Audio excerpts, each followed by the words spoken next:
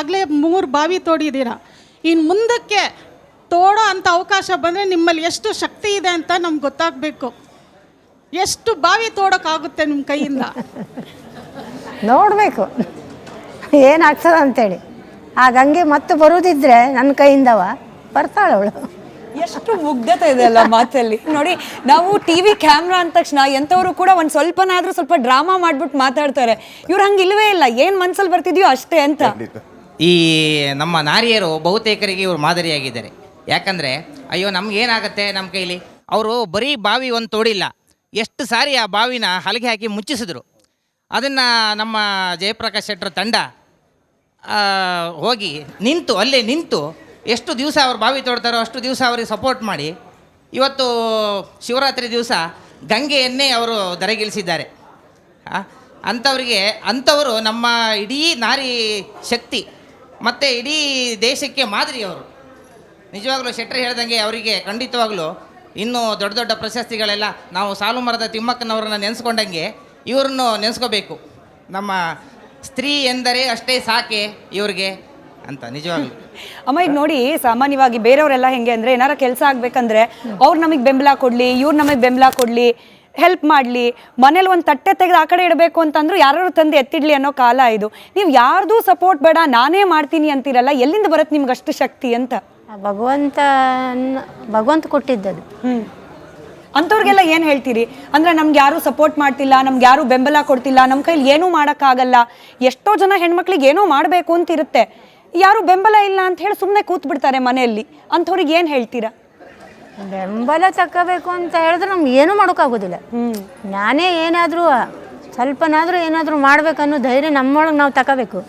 ಬೆಂಬಲ ಮನೆಯವ್ರದ್ದು ಬೇರೆಯವ್ರದ್ದು ತಗೊಂಡು ಮಾಡ್ತೇನೆ ಅನ್ನೋ ಸುಮ್ಮನೆ ನಮ್ಮ ಧೈರ್ಯ ಮಾಡ್ಕೊಂಡ್ರೆ ಏನು ಬೇಕಾದ್ರೂ ಮಾಡ್ಲಿಕ್ಕಾಗ್ತದೆ. ನಾ ಗಟ್ಟಿ ನಿಲ್ಬೇಕಾಗ್ತದೆ. ಮಹಿಳಾ ದಿನಾಚರಣೆ ಎಲ್ಲರಿಗೂ ಶುಭಾಶಯಗಳು. ಈ ದಿನ ಗೌರಿ ನಾಯಕ್ ಅವರು ನಮ್ಮ ಮುಂದೆ ಕೂತವ್ರೆ. ಅವರ ಸಾಧನೆ ನಿಜವಾಗ್ಲೂ ಶ್ಲಾಘನೀಯ. ನಾವು ಪ್ರತಿಯೊಬ್ಬರಿಂದನೂ ಇನ್ನೊಬ್ಬರಿಂದ ಕಲಿಯೋದಷ್ಟು ಸಾಕಷ್ಟು ಇರುತ್ತೆ. ಈ ವಯಸ್ಸು ನಮ್ಗೆ ವಯಸ್ಸಾಯಿತು, ಇಲ್ಲ ಮಾಡೋಕ್ಕೆ ಇನ್ನೇನು ಇಲ್ಲ, ಟೈಮ್ ಪಾಸು ಅದು ಇದು ಅಂತ ಬೇರೆ ಯಾವ್ಯಾವ್ದ್ರಲ್ಲೋ ಡೈವರ್ಟ್ ಆಗ್ತೀವಿ.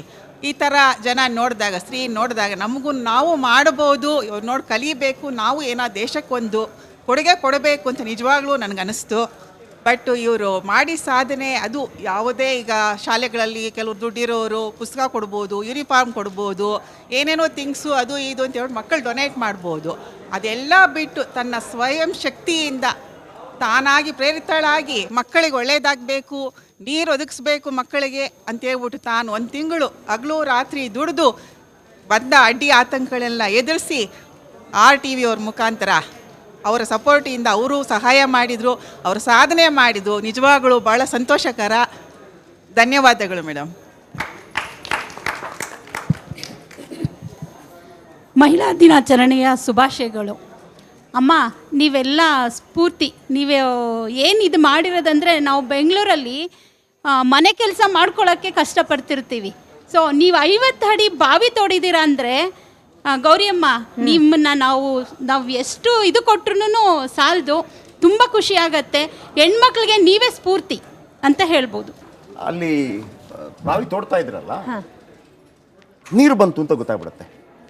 ನೀರು ಬಂತು ಅಂತ ಆ ಕ್ಷಣ ನಿಮ್ಗೆ ಏನು ಅನ್ಸುತ್ತೆ? ಅದು ಹೆಂಗಾಗತ್ತೆ? ಸೋಮವಾರನೇ ಸಣ್ಣ ನೀರು ಬಂದಿತ್ತು, ಸಣ್ಣ ಜಲ ಕಾಣಿಸಿತ್ತು.